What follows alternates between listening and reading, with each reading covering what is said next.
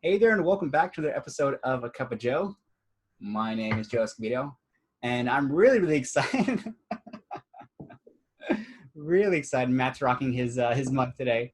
Really excited. We have Matt Wolach on the show. Matt is one of those kind of all-stars in the B2B SaaS world. So he is the B2B SaaS sales coach at Xsellus.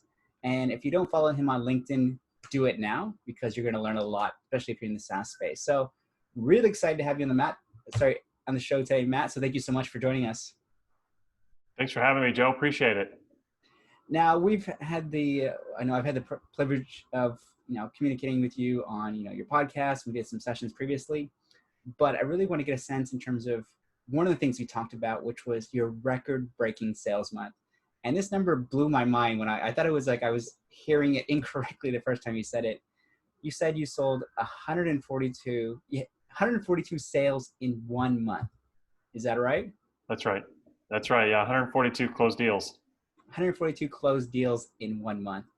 So I think now is a perfect time to have this conversation because in my experience, a lot of the enterprise stuff, so the big ticket deals have kind of dried up a bit, particularly this year. And now is really the time to sell those fast moving velocity sales, which I think you are an expert in. So really want to take a step back and find out more about how you actually made that happen because it's incredibly impressive. When was that again? This would have been like maybe 2015, somewhere in there. Okay. 5 years ago or so. 2015, 142 sales. Yeah. What was the process? I mean, what were you, doing to get to that point? Well, so I think that's just it. It wasn't like we just, picked up and started our business the day before and then kicked it off and said, yay, it's 142 sales, yay. And 142 was just me, by the way. I had other salespeople working for me who also contributed. And as a team, I think we did like 309 total closed deals that month. And these are not low ticket. These are not high ticket. They're about mid ticket. They're about $5,000 annually, these deals. So it wasn't like a $37 deal, but they were all handheld deals. It wasn't an automated process that they go to the website or anything. These were all talk to us before you close. But it wasn't something that just kind of happened overnight. This was something that we had been developing over years to get to this point. We've been developing our process, working on it, making sure that we refined it and tweaked it and got better and better to build it up. And it just became just a killer month. No, it sounds incredible. So for those 142 closed deals, I imagine there was more calls beyond that. So what was the process before that? Were the deals coming in through inbound? Was it outbound? What were the conversations actually occurring initially? So that's just it. So we had built up a process over the years, and you said that word. So that's really what it was all about. And, when I got started, there's no way I had any vision for the process that we would have developed. It's something that we constantly were trying to improve on. In fact, when we started the business, and there were 3 of us who started it, I was assigned to sales, and I was horrible, and I couldn't sell a thing. And it was really painful and really frustrating personally. And I didn't know what to do. And so I kept stumbling, kept falling on my face. I thought I was doing everything right, and we had a good product, and it was just the market. I kept blaming the market. Oh, it's these people. But I buckled down and started looking at all of the important sales mentors and the blogs and the articles and the videos and anything I could get my hands on, reading books like crazy. And I started to see a little improvement, but nowhere near the level of improvement that you need to have. In the software world, you've got to grow exponentially if you ever want to make it. Mm-hmm. It's just really cutthroat. And so we started to see some little improvement, but not enough. And so I said, what is it? And I realized that all the stuff I was looking at was more general sales. And so I created a process specifically for software. And that's what it was we realized exactly what we needed to do to sell software. And once we plugged that in, boom, we started taking off. Now, again, that wasn't an overnight success from there. Yes, we really started to see some incredible growth, but we still had to constantly work on our process. And that's really what it's all about. And you and I spoke before a lot of people try to work on their process in their product or in their operations or in their onboarding, maybe even in their marketing, but not a lot of people think about their sales process. They just think, oh, the marketing brings in the leads, and the salesperson, we just hire people who know how to talk, and then they sell them, right? Well, it's not quite that easy. There needs to be a really well-defined process. There needs to be a really smooth, streamlined framework so that as people hit each next step, there's no friction. There's no friction point. There's no stop points where people fall out of the funnel. You're able to just push as many as possible to the next step in the funnel and continue to work them to the close all the way across the line. And so we had built this over the years. And I think, Joe, going back, it started with belief. A lot of the reason why I was so bad early is because I got down on myself and I started to lack belief that I could even do it and that we could get this thing going. I was so confident going in, we built a great product, and then all of a sudden it wasn't selling. And I started blaming myself and realized, it's not going to work. Once I started to say, hey, there's got to be a way, let me figure it out, let me tinker, let me tweak, then that's when everything started going positively. It had to be a mindset thing. It had to be belief. And when I got that straight is when we really started getting after it and started picking up. Yeah, no, I can definitely relate to that. I mean, I spent most of my career trying to do sales, and I was always very terrible at it. I think it was to the point where, for me, it's a couple different things. It goes back to that belief. I didn't believe in myself. I didn't believe in the product. I didn't believe in what I was selling. So obviously the customer, the prospect can smell it a mile away. And it's really tough if you don't have the confidence in yourself. When you're doing, it's difficult for them to instill that same confidence within you. So I can definitely relate to that. Mm-hmm. And what I really want to find out is, because I think this is a question I get from a lot of entrepreneurs and SaaS folks now, is even getting people in the funnel. I think now, people always ask, how do I get more leads? How do I get more leads? Like, how do I even get people in the funnel so I can have those conversations? Yeah, and that's a question you asked before that I completely failed to answer. So we had built up this process, and part of the process was lead generation, and we had created a brand, and the brand was what the goal was to show people that we were the leader, that we were the system that they should absolutely think of when they needed our solution, and so or when they had a problem. So we worked really hard on that brand. We worked really hard on being the showing that we were the leader even before we were a leader. And even when we first getting started, we talked bigger than we were. We never lied about anything, but we would talk about, oh, we've got this team who's going to take care of you over here, and then this team, and it was really like one person. Yeah. But it worked, and people were like, well, these guys are they're gonna be great. What a great team they have over here. All these people helping us out. Yeah, it was like 3 of us, but that's okay. So we worked on this over the years, and we built the brand. And you're such an awesome brand guy, so you know how that happens. Mm-hmm. But then after the brand, we really honed in our marketing. Our content was fantastic. We hired great people to help us with that, and we started creating this buzz of people starting to think, hey, this is the product that's taking over the industry. And we really got really creative with some of the content. We got creative with some of the stuff we were putting in front of people, to the point where they started to realize that this is the solution. Even though there were 30 different products in the market, we really started to stand out. And so we started seeing some nice influx of inbound leads because of this effort. And we also worked really hard on referrals as well. So we got plenty of referrals.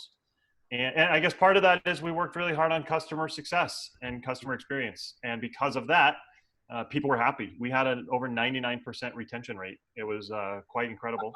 We worked really hard on retaining our customers. And so that helped growth. And they went out and told the world. And so for the sales team, it was a matter of, okay, now you're getting leads. Now you've got people who hear that the product is good. It's a recognized leader. Now it's about, and I think part of it there was a lot of the people, other people in the company thought, oh, the sales team, they're just order takers. It's easy because of those advantages. Well, it wasn't easy. We had plenty of difficult conversations. Any sales call that somebody says is easy is wrong. if it was easy, it's probably because you built it up beforehand to get that prospect in the right mindset. Mm. But we definitely had some difficult conversations, and fortunately we were able to get our sales process in line. And really the thing that got really, really tight and really incredible was the demo. And in software, the number one most important thing that you can possibly do in your entire sales process is your product demo. And we had built that demo and gotten it to such a fine point, whereas every single part of the demo, I don't want to say scripted because scripted sounds too formulaic and robotic, but it was structured. It was structured to a point that each rep knew exactly what they needed to achieve in that little piece of the product. And I talked to other people outside of software and say, even on your sales calls, even when you're not actually going through a system, even in your sales call, you should have a structure and you should have an understanding of what you want to get out of each little piece. Mm. And so through that, our team knew exactly what they needed to do in that demo. And once they got through the demo, the prospects were so emotionally engaged and said, this is something I absolutely need. I have to have this to solve my problems. Mm-hmm. And from there, it was just a matter of getting them to click on the link to sign up. Yeah, so I think that's how I originally found out about you, obviously following you on LinkedIn and your deal process for, I think, demos and things like that, which I think is incredibly structured.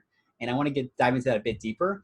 But then I also want to find out a couple about the other things you mentioned. So you mentioned the branding, the referrals, and the customer service. Now, once again, I can give my point of view. And in terms of watching you, a lot of companies say they're the leaders in their space, but they tell you. So I love that you said that you show them. And one way in which I picked it up, and let me know if it's something else that you guys did back then, is you are very big on education. I think that's one thing that continues to stand out in anything you do, even nowadays. It's incredibly well done, is the education piece. So educating your target audience in terms of not only the solution, because I think too many people focus on that, but even what is the process? What are some of the additional challenges that you're having? You solve that through your content as early as possible. And so for me, that I think is perhaps one of the reasons why you're able to build such a credible brand, is that consistent, quality education that you put out that's highly relevant. I think you do a very good job of, you don't deviate. You know exactly who your target audience is, SaaS founders and entrepreneurs, and you stick to that. So I think because of that, you've also developed a very loyal community. So anytime you post anything, I'm obviously following you, you get flooded with, tons of people from that space. So those are some of the things that I picked up that you were doing from the branding side. Is there anything else you were doing back then that helped contribute to your brand success? Well, thank you. First of all, I really appreciate it. Those are some kind words, especially coming from you, the brand guy. So that makes me feel good, making my night a good one, Joe. But yeah, that's what it is. It's not. I don't look up to those companies who always talk about themselves, the company, and they say we're great, we're this, we won these awards, and these are the companies who use us. I more appreciate the companies who are trying to help me solve my problem.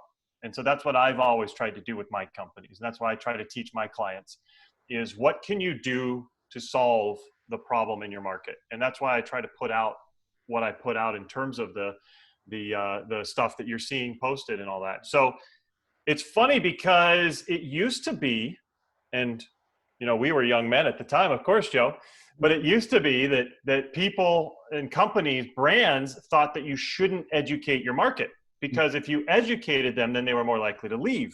Mm-hmm. Because they would think, oh, well, now I know enough. I don't need this product anymore. Mm-hmm. And so that was kind of the running theory, is you don't educate. But MIT Sloan did a study in actually way late. I was like, oh, it's probably the 60s they figured this out, right?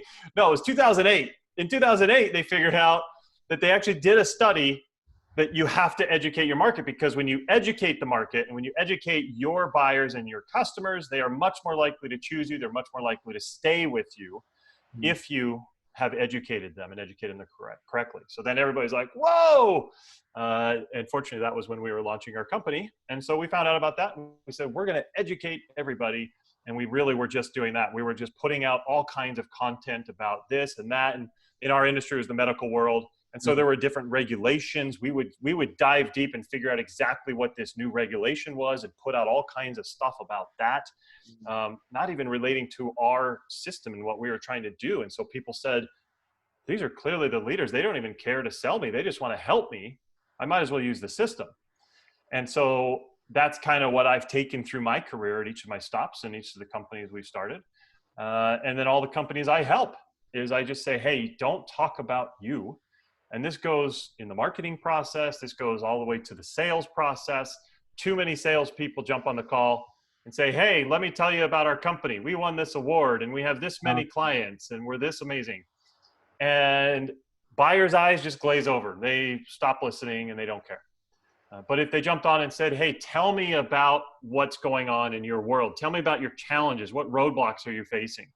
Oh, we've got this and this is happening. Awesome. Let me show you how our product will solve that for you. That's the gold right there. No, I think it's a very good point. And this is something I think we spoke about previously, even in the consulting world.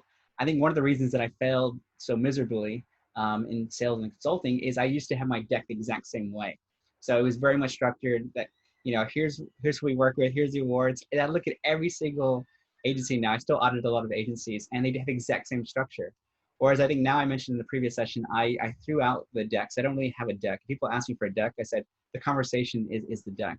So that's the new way of conversing, because it's all about the customer versus, a deck that tries to showcase how good you are. It doesn't work. And I wish I would have learned that earlier in my career, but it's something that I've tried to pick up since starting the company. I think smart. Good of you. Another thing I want to pick your brain on is referrals. I think we were fortunate in my company that the business grew the past couple of years, and referrals, all organic referrals, meaning that we didn't go out to clients and say, hey, can you refer us to so-and-so? We just said, they just came to the grapevine.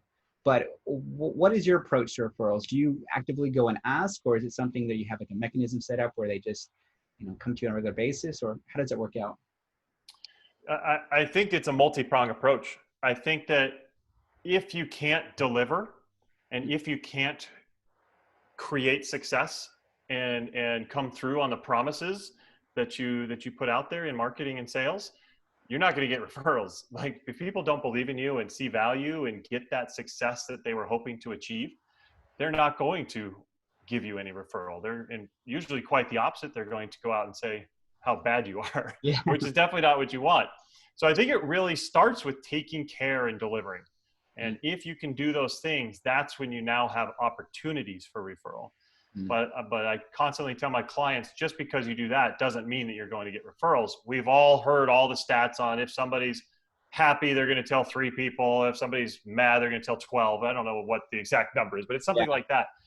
And so they're more likely to talk if they're unhappy. So they're not just going to talk unless you actively go out and seek it. And so we did create referral programs. We did actively go out and talk with people. And we did actively seek out, hey, who do you know? Who can you introduce us to? And I just saw a great post from Kyle Coleman, who's a really smart sales guy. And he was actually on my show on the podcast a few days ago. But he said, make sure you're asking for specific names. If you're trying to get in with a company and you know this person knows that person at the company, don't just say, hey, do you know anybody? Actually say, hey, do you know whoever, so-and-so? And can you make an introduction? Would that be okay? And you're much more likely to have somebody say, yes, I can help you with this, and go out and help you. So that's something that I learned. I was today years old when I learned to do that. But before, we definitely had a structure, and I think it should be structured to get those referrals. That's a good point. I think something I learned once again also from someone on LinkedIn called Bryn Tillman, who's like a specialist in social selling. And she came up with this idea of very much that, plus giving them like a template that they can use. So for example, like, hi, I'd like to introduce Matt for so-and-so reason. He's expert in blah, blah, blah, blah, blah. Would you like to introduce? So all they have to do is hit the forward button. I think making it as easy as possible for the other person to refer you it makes perfect sense. I wish I would have thought of that earlier, but it's something she mentioned in one of her posts that really caught my attention. Yeah, I think that's genius. I've never been good at it myself. That's definitely a weakness for me is trying to structure that referral process. Most of my stuff happens earlier, but I was able to get enough structure that we were creating and generating some business out of those referrals. But I think too many companies forget, I think that so many companies forget about their own customers even. I did a show, and one time we were talking about all these companies who have a land and expand strategy, and they land the business, but never expand. They don't put enough effort into sales post-sale. So once you've sold them, there's probably other products, there's other levels. What else can you do beyond the sale? Even in us, what we're doing, the coaching world, there's probably more ongoing coaching or some bigger coaching package that we could sell that many of us, me included, are not focused enough on. We're a lot of times focused on new business. We don't think of, look at all of these customers that we have in our customer base who already believe in us, already trust us, have already opened their wallet to us, and are much more likely to open up again. Why don't we take advantage and see what we can do to further help them? That's a very good point. I think it goes back to, like you said, being structured as well. This is something I'm just now starting because I've always worked with multinationals and Fortune 500 companies, and I had a very clear package for them. But now, obviously, their budgets have been impacted significantly by the current situation, where now a lot of smaller SMEs are seeking my support. So I've had to recreate entirely new offerings that are very much fitted for them. I tried the enterprise approach. They're like, no, that's way out of our league. So come back with us with something that's realistic. So it's been interesting to see that shift, but I think it goes back to structure and really understanding these are people who are already in your network, who already understand the value which you provide. But it's that subtle tweak of, what's something that's palatable and affordable to them. Otherwise it's difficult to get off the ground. Yeah, I would agree. And one thing else that I wanted to touch on, because you asked me about the sales record. One thing that I thought was really important and something that we were so good at was attitude.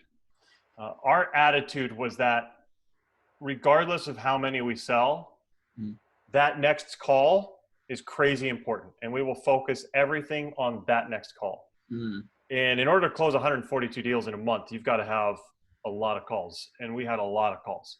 I think I was closing at about an 80% clip that month.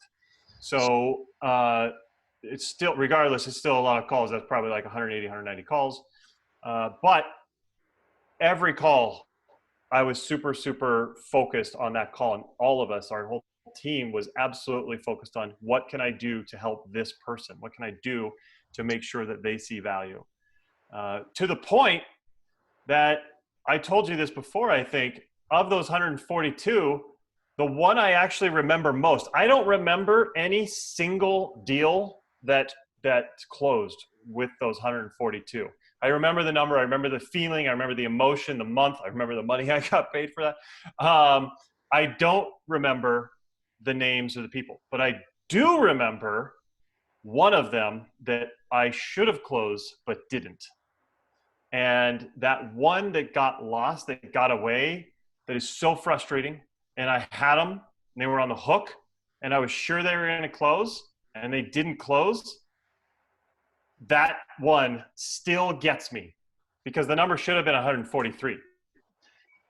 And so I think that constant hunger is really what makes salespeople great. If you're a salesperson and you get satisfied at any point, then you are not yet great. But if you are still hungry, you set a record. That 142 was a record for a person. The 309 was a record for a company in our industry. And we still wanted more. And so I think that attitude is critical for if you want to achieve massive growth. If you just want to be okay and just kind of improve a little bit here and there and kind of have a lifestyle business, you don't need it. But if you really want exponential growth and you really want to scale, the attitude is where it's at. No, I think it's a very, very good point. Like I said, taking the focus for each call is extremely important. And like I said, I'm still trying to wrap my head around the 180, 190 calls in 1 month. That's an insane number. So you mentioned some of that was an inbound, but I can't imagine that all of that was an inbound. Otherwise, it'd be a crazy inbound marketing machine. You'd probably just sell that process for millions of dollars. So I imagine there's a bit of outbound in there as well. There's a little outbound. We did have a little outbound. We had an SDR team. Absolutely, yes. But I mean, we were probably 85% inbound. Wow. Somewhere in there, 85, even 90%. Yeah, it's huge amounts of inbound. We were getting 500 leads a month of real inbound. That's not like an MQL, like they downloaded an ebook or watched a video. These are like, I want to talk to somebody. And so absolutely our marketing team was crushing it, bringing in all kinds of business for us. But you know, we had to have a process to be able to, I mean, you get 500 leads. If you don't have a defined sales process, if you don't know exactly how to get those people through your funnel from the midpoint on, you're going to fail. You're going to fall on your face. And so we absolutely had it down to a science, and it was a lot of fun. Now, was it this science in this process? I know you have the deal process now to be developed. Was that something that was part of what you were doing back then? Yes, it was. Yeah, so the perfect deal process was the point where we were struggling and I had to figure out something. And so that was what I came up with, was this is what we need to do to implement so that we can start to see the growth that we need. And once we did that, boom, it started to take off. We didn't sell 142 that next month. It was, okay, now let's tweak it a little bit. Oh, now, great, we had a good month. Okay, but what can we learn? Let's do a little postmortem. What do we miss? What do we need? And so we would constantly get better and better and improve that. And so now the good news is now I know what those things are. And so that's what I teach my clients. I teach my clients the version 49.0, not the version 1.0. Yeah. So, and it's still getting better. We're still seeing improvements and changes, and it's not static. You know, that process was developed 10 years ago. And so anytime there's new shifts in cultural trends, new industry changes, the process adjusts and tweaks. And so it's constantly improving, constantly getting better. Now, I don't want to give away everything for free because I know this is part of your business in terms of coaching, consulting, but can you just share like a high level overview in terms of what the perfect deal process is? I mean, for those who don't know. Yeah. So the perfect deal process, the DEAL in deal are the key letters there. And so really those four things mean something, and that's really how you should guide your sales process and your sales calls. And so it starts with D, discover. You have to learn all about your prospects, and you have to understand what makes them tick and what their pain points are, what their goals are. It's super important. In our course, we really dive into exactly how to do that, what to say. It's a step-by-step. And so people come out of there really, really accelerated, because so many sales reps know that they have to do discovery. However, I do sales process audits, as you know, Joe. And so companies hire me to come in and look at their process and actually be a mystery shopper with their sales reps. And you would not believe how many big companies who think that they've got a great process, and how many awesome sales reps who've been doing it for 10 or 15 or 20 years that think that they're amazing have absolutely terrible discovery processes. And it's more than just, oh, I know we need to do discovery. There's an actual science to it, and there's things that you absolutely have to do if you want to have a successful deal. And so we really dive into that. So that's the D, discovery. The next one is E, educate. And that's where you can educate your buyer. We talked about education, obviously, earlier. Educate happens at many different points during the sales process, but it's important for the buyer to see that you know what you're talking about, to demonstrate expertise, and that you're educating them not on you and what you're doing, your company, your product, but more so on what the industry is. If they're going to you for this need, you should be their guide and their consultant on that piece of their business. And so they really are looking for that. And that's what the E is, educate. And then we get to the A in the deal. That is associate. And when you are associating, you're associating your product, your solution, to their pain and their goals. And when you can do that, you're going to see massive, massive improvement. Again, it's a lot easier said than done. But you said it before, a lot of people just have a script and they just go through the script. And that is not the way to do it. If you have a sales script, tear it up, burn it, whatever, I don't care. That absolutely has to be something that pivots and is malleable based on who you're talking to. And so if you're talking to somebody and they list this pain point, you've got to dive in on that with your product and how the product is going to solve it. You also need to associate your product to the level of person you're talking to. If you're talking to a C-level, it's going to be a lot different than somebody who's down on the line. And so that the discussion and what you're talking about absolutely needs to shift. And then, so that's A, associate. And lastly, we get to the L, and that's lead. You need to lead the conversation. You need to be the person who's guiding them through the conversation. And I just had a discussion with one of my clients on this earlier this week. And he was saying, hey, I'm really having trouble leading, but it's okay because all of my clients are big Fortune 100 companies. And so I just kind of let them, take over because I don't want to make them mad. I'm like, no. Do not I don't care who it is. You've got Bill Gates on the phone. Unless you're talking about computer software, you know more than him about your product. Okay. So you are the expert. I don't care who you have on the phone. You know exactly how your process should go. You know exactly how you can solve their pain points. So don't let them lead. This is their first time ever going through your sales process. It's your 10th or 50th or 100th time going through your sales process. So you know so much more than they know about your process and your product and how you can solve their problems. Do not let the prospect take over. It's critical. So L is lead. And when you do it correctly, you can lead them right to the close. And so that's kind of what the perfect deal process is, Joe. It really allows people to get an understanding of how they should be controlling the conversation and moving through each phase of the conversation. And of course, on each of those, there are several different aspects that we really, really hone in on so people can level up their sales process.